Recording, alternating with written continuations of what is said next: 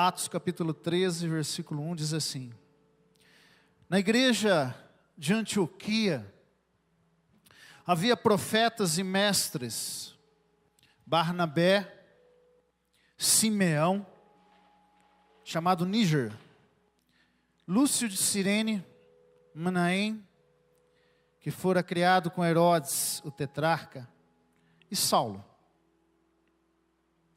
Enquanto adoravam o Senhor e jejuavam, disse o Espírito Santo: separa-me Barnabé e Saulo para a obra que eu os tenho chamado. Assim, depois de jejuar e orar, impuseram-lhe as mãos e os enviaram. Amém? Fala comigo bem forte: eu sou a igreja. Fala a pessoa que está do teu lado: você é a igreja. Fala: nós somos a igreja. Querido, a igreja de Deus não é feita de pedras, nem de paus, nem de telhado. A igreja de Cristo somos nós. Você pode dizer amém? Eu e você somos a igreja de Jesus. A igreja onde Deus fala, a igreja onde Deus move e a igreja onde Deus age. Eu e você. Ela não age simplesmente porque estamos dentro desse salão. Ela age porque você, que é a igreja, está aqui. Você pode dizer amém? Deus age em você, através de você e por você. Porque você é a igreja. Eu sou a igreja, nós somos a igreja. No livro de Atos, no Antigo Testamento, lá nos livros anteriores, ali a vinda de Jesus, no Antigo Testamento, existiam os profetas. Os profetas eram uma classe especial, né? Onde eles viviam para Deus. E Deus falava através dos profetas para o povo daquela época. Só que no Novo Testamento, o apóstolo Paulo fala em 1 Coríntios capítulo 14, versículo 4, que aquele que profetiza edifica a igreja. Fala para o teu irmão: edifica você. Então significa que eu e você, hoje, nesse tempo, podemos profetizar sobre a vida do teu irmão. Eu quero que você faça isso. Estenda a mão para ele. Estenda a mão para a pessoa que está perto de você e fala assim: eu profetizo na tua vida. Que Deus vai te abençoar. Que Deus vai derramar bênção sobre você. Que Deus vai te encher do Espírito Santo. E que Deus vai abrir as portas para a tua vida. Mas Deus vai mover sobre você. Porque você é a igreja. E Ele quer usar a tua vida. Amém? Perceba então que lá no Antigo Testamento, eram algumas pessoas que eram profetas. Mas no Novo Testamento, você pode profetizar bênção sobre a vida do teu irmão. Amém?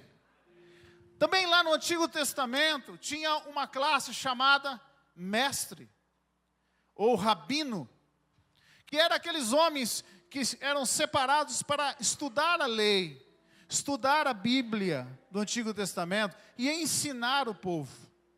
Interessante que Jesus foi chamado de rabi, quer dizer, rabino. Jesus era chamado de rabino. Então Jesus era mestre, chamado de mestre também naquela época. O interessante é que quando você chega no Novo Testamento, depois do derramamento do Espírito Santo, a palavra de Deus diz, através do apóstolo Paulo, lá em Romanos 10, você não precisa abrir, diz o seguinte, né? A palavra está junto de ti, na tua boca, no teu coração. Esta é a palavra da fé que pregamos. Naquela época, apenas algumas pessoas, os rabinos, poderiam ensinar. Mas hoje, no Novo Testamento, no nosso tempo, eu e você podemos ensinar a palavra que Deus tem colocado no nosso coração para uma pessoa que não conhece Deus, para uma pessoa que não conhece Jesus, para uma pessoa que precisa ouvir as boas novas do Senhor. Você pode dizer amém? Fala para o teu irmão: hoje você pode profetizar sobre os teus irmãos da igreja. Hoje, você que busca o Senhor, você pode ensinar a palavra às pessoas que precisam conhecer Jesus. Você pode dizer amém? Você pode dizer glória a Deus? Querido, podemos dizer então que na igreja, hoje na igreja, nós somos usados por Deus, capacitados por Deus para ensinar as verdades de Deus. Quem quer ensinar as verdades de Deus aqui? Levanta a mão. Amém? Sabe por quê, meu irmão?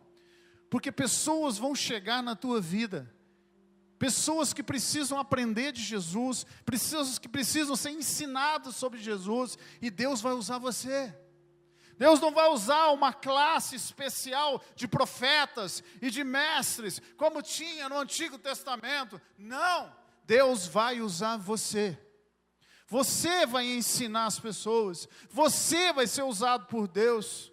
Pastor, eu não tenho ainda conhecimento. Não, mas você já tem a palavra, a boa nova. Falar de Jesus para as pessoas, mostrar que Jesus é Deus, você já pode ensinar as pessoas. Quem recebe esse encargo na sua vida, diga amém.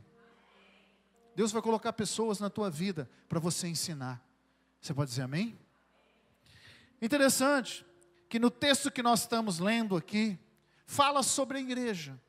E eu quero chamar a tua atenção nessa noite e mostrar como Deus ensina a gente a ser igreja, como a igreja deve se postar, como nós precisamos nos mover. Nós começamos a ter um hábito muito errado dentro das igrejas. Nós queremos voltar à prática do Velho Testamento. Se o crente deixar, ele acha que ele tem que viver ainda as práticas como era o Velho Testamento.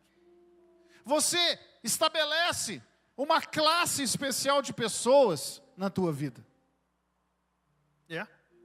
Você estabelece rabinos, você estabelece profetas, você estabelece pessoas especiais sobre você. E sabe o que acontece com você?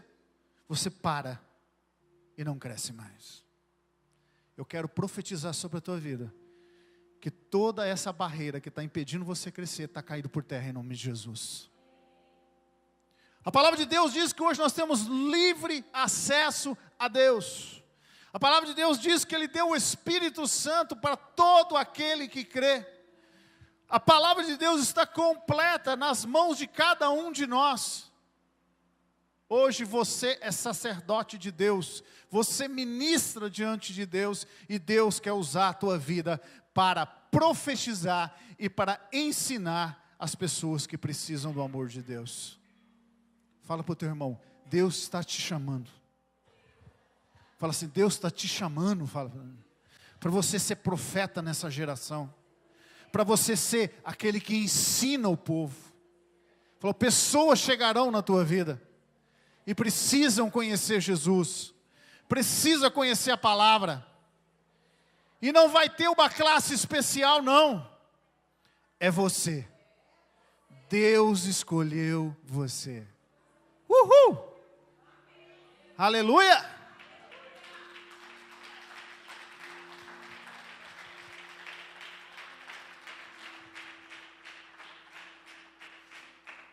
A história que nós lemos em Atos capítulo 13 fala de uma igreja. Deixa eu voltar um pouquinho para você entender.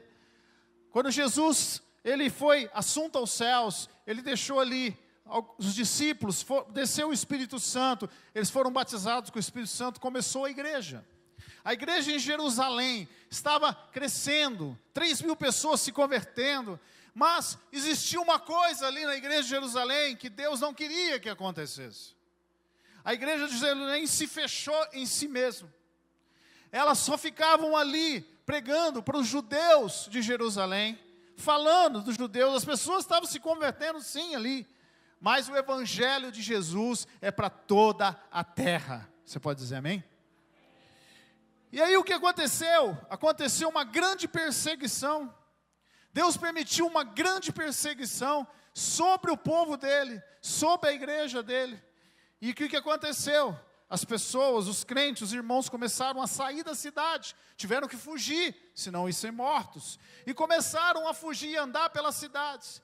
E muitos chegaram aqui numa cidade chamada Antioquia, e ali fundaram uma igreja, né? Uma igreja naquele lugar. E essa igreja, depois de um bom tempo, foi a igreja que Paulo e Barnabé começou os ministérios dele. Mas não era somente Paulo e Barnabé, tinha outros homens ali naquele lugar. E interessante que aqui, Deus começa a nos ensinar sobre igreja. Quando você estuda a palavra, quando você lê a palavra, todas as palavras da Bíblia têm uma importância muito grande. O que é fantástico, quando você começa a ler, você vê que aqui tem uma igreja, e Jesus fala de 5 nomes apenas. Jesus começa a dizer que na igreja de Antioquia tinha profetas e mestres, e cita 5 nomes. E ali naquele lugar, diz que eles estavam adorando, orando, jejuando, buscando ao Senhor. A Bíblia não fala por quanto tempo, acredito que por um bom tempo. Mas em determinado momento o Espírito Santo chegou e trouxe uma palavra. Diz assim, desses 5 que estão aqui, separe 2. E sobre esses 2 oraram, e eles partiram em uma missão. Você percebe nitidamente que ali tinha uma igreja que ficou, que estava estabelecida naquele lugar, e uma igreja que foi fazer uma obra do lado de fora. Fala comigo bem forte. A igreja, ela tem uma missão do lado de dentro, e ela tem uma missão do lado de fora. Esse texto nos ensina como ser igreja, nos mostrando como ser igreja. Que a igreja ela tem uma missão aqui dentro, dessas 4 paredes, mas tem uma missão também do lado de fora. Ambas não deixam de ser igreja. E eu quero, meu irmão, dizer, que quando eu falo igreja, eu estou falando de você. Eu não estou falando de pedra, eu não estou falando de paus, eu não estou falando de telhado, eu estou falando de você. Você tem uma missão do lado de dentro, mas você também tem uma missão do lado de fora. E ambas, você é a igreja de Jesus. Fala de novo para o teu irmão, você é a igreja, meu irmão. Fala assim, e Deus tem uma missão para você. Quando eu olho para esse texto, e Deus começa a me ensinar de uma forma muito forte. Você está aqui. E hoje você vai aprender como a igreja precisa se mover. A primeira verdade que nós aprendemos é que nós, a igreja, nós somos feitos por pessoas com quem Deus fala. Deus fala por nós e através de nós. Você pode dizer amém? Deus fala para você e Deus fala através de você. Ela também é formada por aqueles que Deus capacita. Deus capacita para ensinar as verdades de Deus. Deus te capacita para você ensinar as verdades para os seus filhos, para as crianças, para as pessoas que você conhece.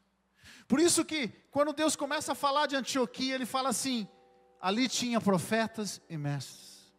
Mas na verdade, Ele não está nos ensinando no sentido ministerial. Ele está mostrando que ali tinha pessoas que Deus falava para elas e através delas. Que Deus ensinou elas para elas ensinar as pessoas. E eu quero profetizar nessa noite, meu irmão, que essa igreja é uma igreja que Deus fala para você, através de você, e que você está sendo capacitado e vai ensinar uma grande multidão. Agora, eu te pergunto, como é que você está, igreja? Talvez você está aí, uma igreja fria, uma igreja que murmura, uma igreja que reclama, uma igreja que só está com atenções nos problemas, uma igreja que desiste. Mas não, meu irmão, nós não fomos chamados para isso. Nós não somos essa igreja. Você não é essa igreja. Você é a igreja que Deus está capacitando, e que Deus fala, e que vai falar através da tua vida. Você pode dizer amém? Querido, outra verdade que existe nesse texto, é que a verdade de Deus para nós é que Deus escolheu a todos para usar. Fala para o teu irmão, Deus te escolheu, meu irmão. E Deus quer usar a tua vida. Você pode dizer amém? Quando você olha para isso aqui nesse texto, você começa a entender uma coisa. A igreja de Atos capítulo 3, presta atenção nisso, isso é muito forte. A igreja de Atos capítulo 3 fala de 5 pessoas. Essas 5 pessoas, elas foram divididas em 2 grupos. O primeiro grupo, o grupo da igreja que se move aqui dentro. E o segundo, que se move lá fora. O primeiro grupo foi formado por Simeão, por Lúcio e por Manaém. Presta atenção. O nome Simeão significa aquele que ouve. Isso significa que quando você é a igreja que está aqui dentro, você precisa ouvir mais e falar menos. Olha como que a igreja é perfeita. O segunda pessoa que da igreja que estava ali dentro chamava Lúcio. E a palavra luz significa luz, iluminado. Mas o sentido de luz é o sentido daquele que se mostra, aquele que as pessoas veem. E eu chamo isso de exemplo. Aqui dentro, você precisa ser exemplo. Você precisa ser aquele que ouve mais, fala menos e seja exemplo aqui dentro. O terceiro nome da igreja aqui do lado de dentro chamava-se Manaém. Manaém significa aquele que consola. Quando você junta esses 3 e vê que esses 3, o Espírito Santo mandou ficar na igreja de Antioquia, significa que ele estava falando que a igreja que Deus deseja para esse tempo é uma igreja que ouve mais uns aos outros e fala menos, uma igreja que consola mais uns aos outros e uma igreja que está uns aos outros dando um exemplo, ajudando a cada um a crescer através do seu exemplo. Fala para o teu irmão, olha para ele e fala assim: o maior atitude, olha para os olhos dele, a maior atitude, o maior evangelho que você pode me ensinar é o que eu estou vendo na tua vida.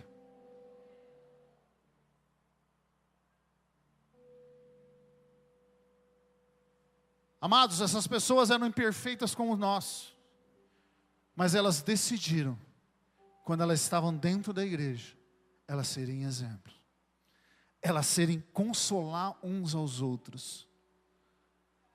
Você às vezes precisa de consolo, às vezes eu preciso de consolo, mas eu e você precisamos ser Manaém na vida das pessoas. Nós precisamos consolar uns aos outros. Nós precisamos ser Lúcios na vida das pessoas. Nós precisamos dar exemplo para as pessoas. Sabe, meu irmão, tem pessoas aqui que eu olho na vida deles e eu falo: Senhor, eu gostaria de agir como Ele age. Eu gostaria de ter a atitude que Ele tem, porque às vezes não tenho. Isso é exemplo, meu irmão. Isso é exemplo. Olha para o teu irmão e fala assim: para de se defender, meu irmão. Fala: para de se defender. Olhe para as pessoas e aprenda com elas. Pegue o melhor delas. O ruim, você deixa de lado. Mas o melhor, você pega.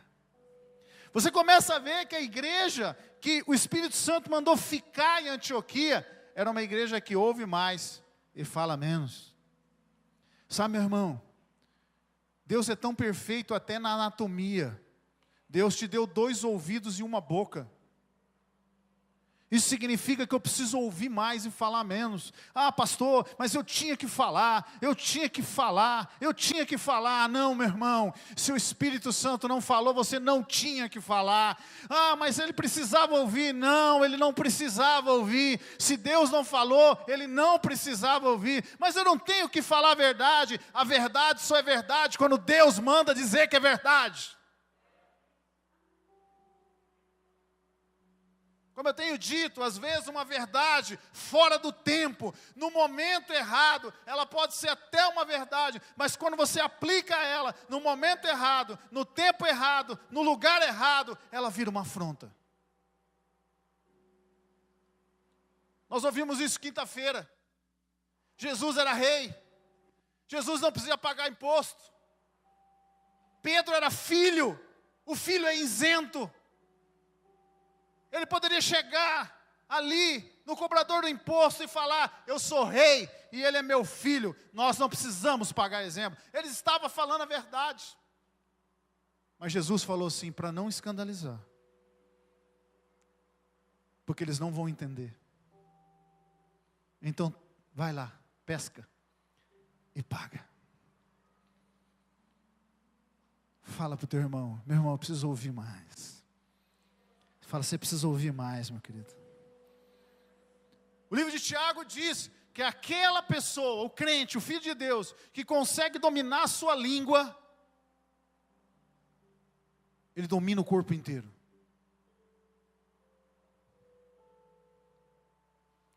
Nós somos uma igreja que fala em línguas, meu irmão, mas é uma língua sobrenatural, que ninguém entende, e em espírito falamos mistérios. Não é uma língua natural que as pessoas entendem.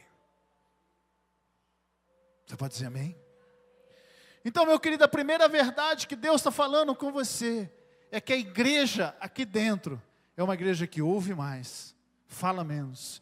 É uma igreja que consola uns aos outros. É uma igreja que dá exemplo.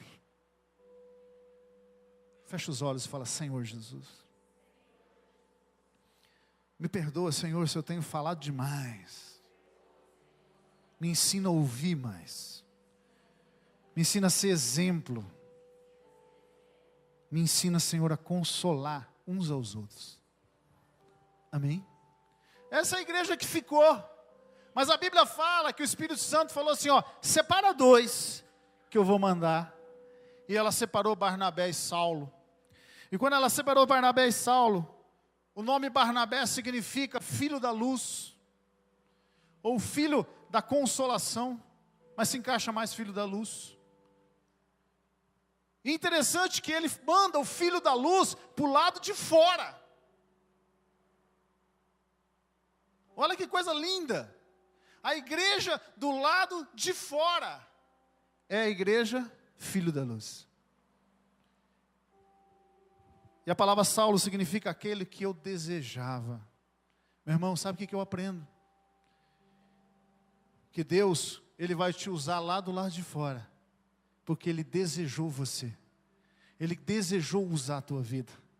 Você lá na tua casa, Deus quer que você seja luz. Deus lá no teu trabalho, Deus quer que você seja luz. Na faculdade, aonde você for, Deus quer que você seja luz. Porque Ele desejou você e Ele quer usar você lá fora. Fora das 4 paredes, lá fora, você é luz. Você é alguém desejado por Deus para brilhar do lado de fora. Você pode dizer amém? Olha para o teu irmão, dá um sorriso para ele e fala assim: meu irmão, você não sabe o privilégio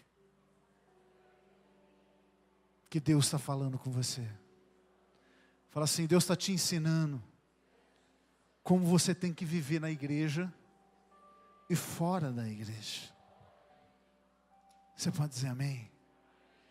Querida, a terceira verdade que Deus nos ensina, verdade de Deus para nós, como igreja, é que eu vivo, ou eu devo viver, nas práticas espirituais. Presta atenção nisso. Talvez você já ouviu isso escrito em algum lugar, eu não sei. Mas se você ouviu, não pode ficar apenas escrito. Você tem que praticar. Olha o que diz aí, versículo 2, Atos 3. Acompanha comigo. Enquanto eles adoravam. A adoração é uma prática espiritual. Eles falavam assim: enquanto eles adoravam o Senhor e jejuavam. O jejum é uma prática espiritual. E disse: o Espírito Santo significa que eles passaram o tempo com Deus. E naquele momento que eles passaram o tempo com Deus, o Espírito Santo falou com eles. Separa-me Barnabé e Saulo para a obra que eu tenho chamado. Assim, depois de jejuar, oraram.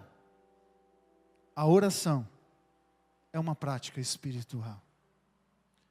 E como nós estamos no Novo Testamento, toda essa pessoa que orava em línguas, porque o Espírito Santo já tinha vindo. A oração em línguas é uma prática espiritual.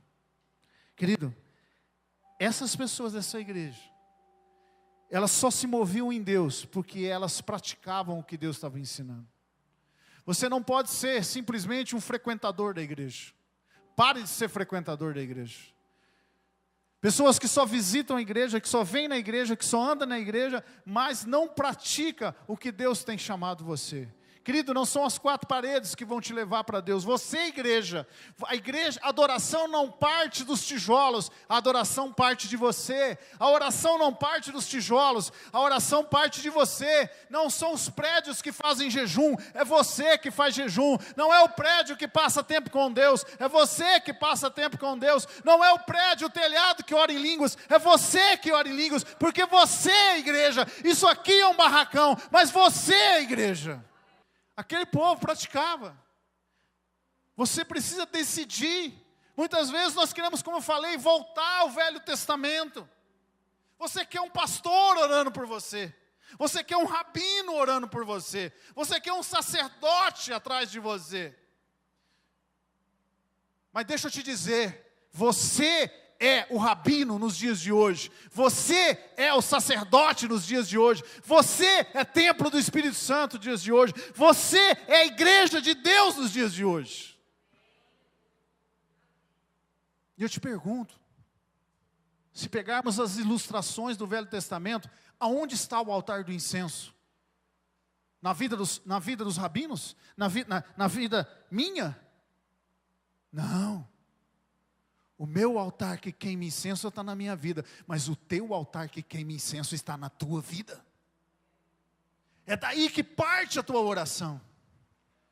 A oração mais forte, que pode produzir mais resultado, não é aquela que alguém faz com você, é aquela que você faz para Deus.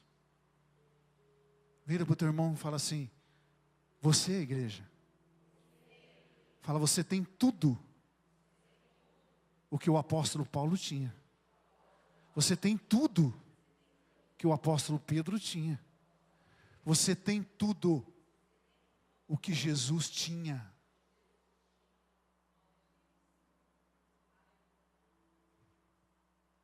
Jesus falou assim, que coisas maiores nós faríamos, que nós moveríamos em tudo aquilo que Ele ensinou. Nós não poderíamos ter menos do que Ele teve aqui nessa terra para poder agir.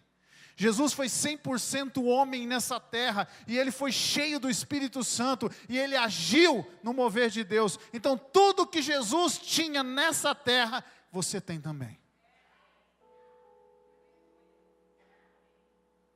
Só que eu preciso orar, porque Jesus orava.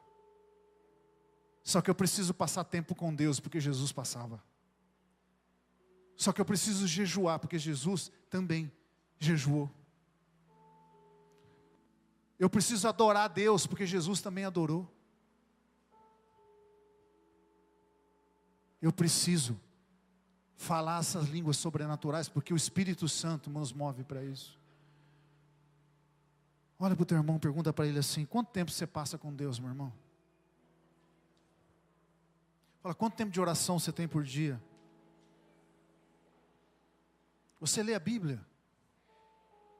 Você jejua? Você adora? Pastor, eu não faço nada disso. Eu venho no culto. Então quero te dizer para você que você está na prática do Velho Testamento. O pessoal do Velho Testamento também ia no templo. Mas eu quero te dizer, meu querido, que você precisa mais do que o templo. Você é mais do que o templo. Vou repetir isso, talvez você não entendeu. Você é mais do que essas estruturas de pedra, de telhado. Você é a igreja de Deus. Então lá no teu quarto, na rua, onde você estiver, você pode orar. Você deve orar. Você pode adorar. Você pode jejuar. Porque esses homens fizeram isso. Esse é o chamado da igreja. Aleluia. Sabe, Talvez você fale assim, pastor, mas eu estou vivendo uma luta muito grande. Ah, é, meu irmão? Volta um pouquinho a tua Bíblia aí, Atos capítulo 11. Atos capítulo 11. Volta uma folha aí, versículo 19, olha na tua Bíblia. Atos capítulo 11, versículo 19. Você está passando uma luta? Você está passando tribulação? Olha o que diz Atos capítulo 11, versículo 19.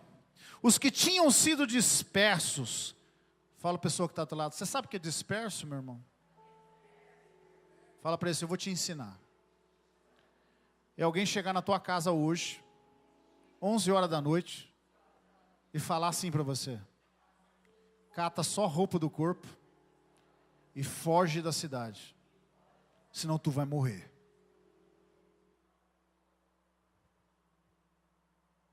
Isso é ser disperso.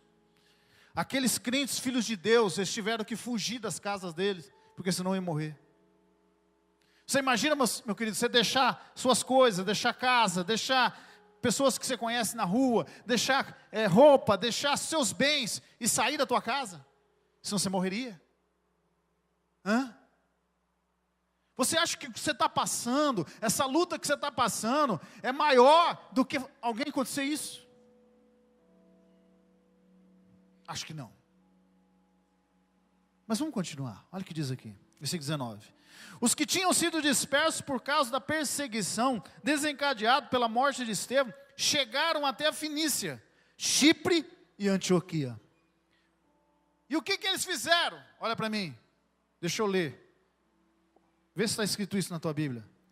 E chegando até a Fenícia, Chipre e Antioquia, ficaram reclamando, porque eles perderam a casa. Ficaram reclamando, porque eles estavam cansados. Ficaram reclamando, porque estavam passando luta. Ficaram reclamando, porque estava tendo muita perseguição. É isso que está escrito na tua Bíblia? Não. Olha o que diz a Bíblia.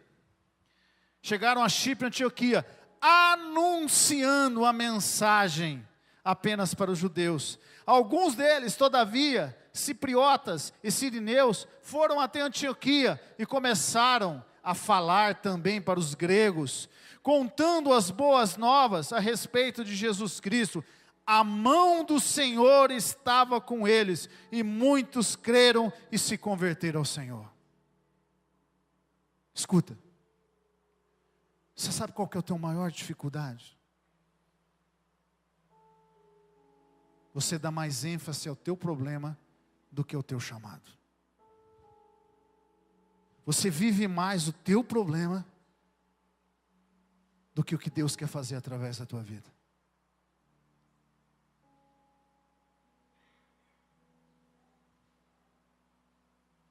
Esses homens não.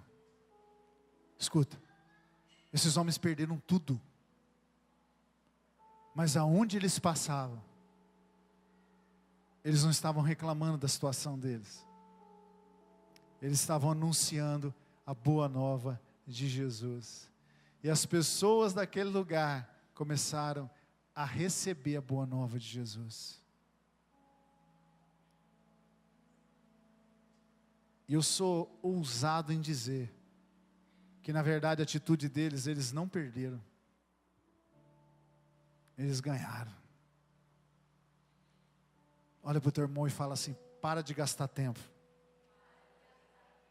com as suas reclamações, com as suas murmurações, com os seus problemas. Deixa Deus usar a tua vida. Há pessoas perto de você, na tua rua, na tua cidade, ou até fora da cidade. Pessoas que precisam ouvir de Jesus. E você tem essa palavra. Você é profeta e rabino nesse tempo. Deixa Deus usar você. Para de gastar tempo. Quem recebe essa palavra, diga amém. E quarta e última verdade. Volta aqui, em Atos capítulo 13. Quarta verdade que Deus para nós, como igreja, é que eu como igreja preciso crescer em Deus e se mover debaixo da direção de Deus. Atos capítulo 13 diz que Eles estavam ali, e o Espírito Santo falou: separa 2. E catou aqueles 2 e enviou para uma obra. E aqueles 2 fizeram toda aquela obra.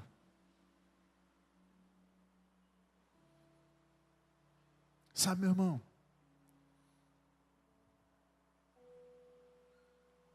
Será que aqueles outros 3 que ficaram falando assim: por que não mandou eu?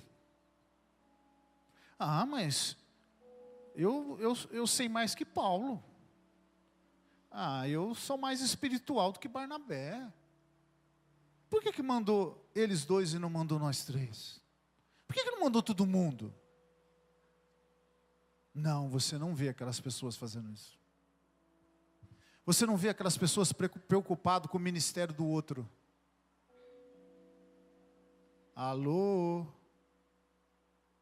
Dá uma olhada desconfiada para o teu irmão e fala assim: alô? Aquelas pessoas não estavam preocupadas com o ministério do outro. Na verdade, aquelas pessoas intercediam uns pelos outros. Se Paulo não estava preparado e Manaém estava mais preparado, com certeza Manaém estava orando por Paulo: Senhor, ajuda ele, se precisar da minha ajuda, eu ajudo Saulo, o Senhor escolheu ele, então amém. Havia um cuidado um pelo outro. Igreja de Jesus não é igreja de crítica, a crítica tem que ficar lá fora. A igreja de Jesus é lugar de amor. Você só prova que ama alguém quando você olha para aquela pessoa, ela sabe menos que você, tem menos que você, está com mais dificuldade que você, e você abre mão de você para ajudar aquela pessoa. Talvez você não tenha todas as respostas. Ou talvez você também nem consiga ajudar aquela pessoa. Ninguém tem todas as respostas. Mas tem uma coisa que você pode fazer: está intercedendo por ela. Fala para o teu irmão: você precisa orar por mim, eu vou orar por você. Amém? Mas olha o que diz aqui: que há tempo para todas as coisas debaixo da terra.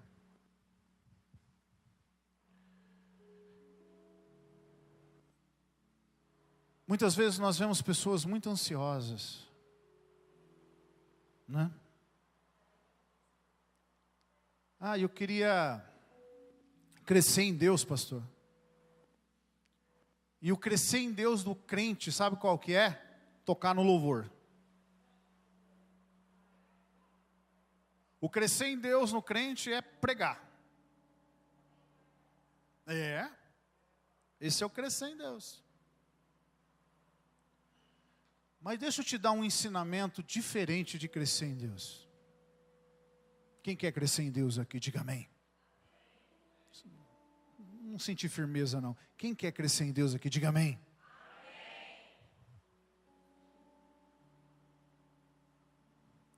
Então faça tudo que aquela placa está pedindo. Na hora que você tiver craque naquilo lá, eu vou dizer para você: você cresceu em Deus. Aliás, eu não vou precisar nem dizer, você já vai ser visto que você cresceu em Deus. Você percebeu uma coisa? Talvez ninguém veio falar para mim desde quando eu coloquei aquela placa ali. Ninguém veio falar um negócio para mim, e eu estou esperando até hoje. Já que ninguém veio, eu vou falar, né? O pessoal às vezes acha assim um Szinho que eu coloco errado, um Dzinho que eu coloco errado. Mas até hoje ninguém veio falar uma coisa ali que tem na placa. Você percebeu que tudo que está escrito naquela placa, você não precisa de nenhum homem fazendo para você?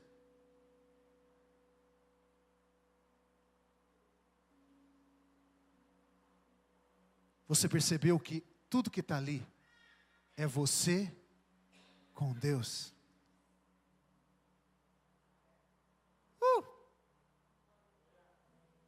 Aleluia!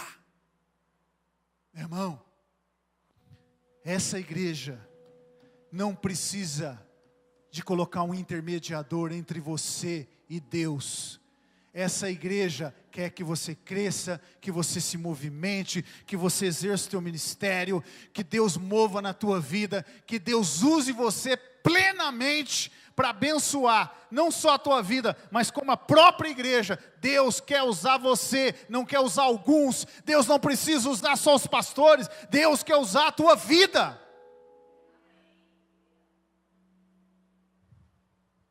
Só que você precisa crescer. Bate a mão no joelhinho se você puder, assim, ou no ombro do teu irmão, assim, fala assim, ó: maninho, você precisa crescer. Bate de novo e fala assim, ó: tempo de igreja não é crescimento. Fala, crescer é praticar as verdades de Deus.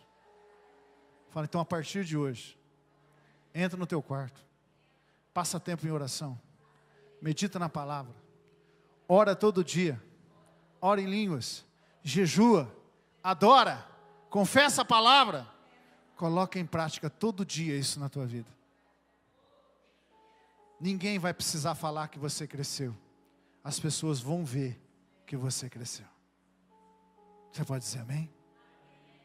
Para terminar, Atos capítulo 14. A igreja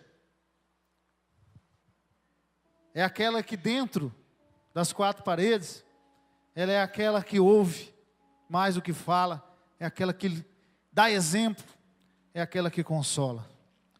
Mas a igreja que sai para fora, ela tem que ser luz do mundo e sal da terra. Mas eu preciso entender uma coisa, para terminar. Atos 14, versículo 26. Olha só o que aconteceu aqui. Atos 14, versículo 26.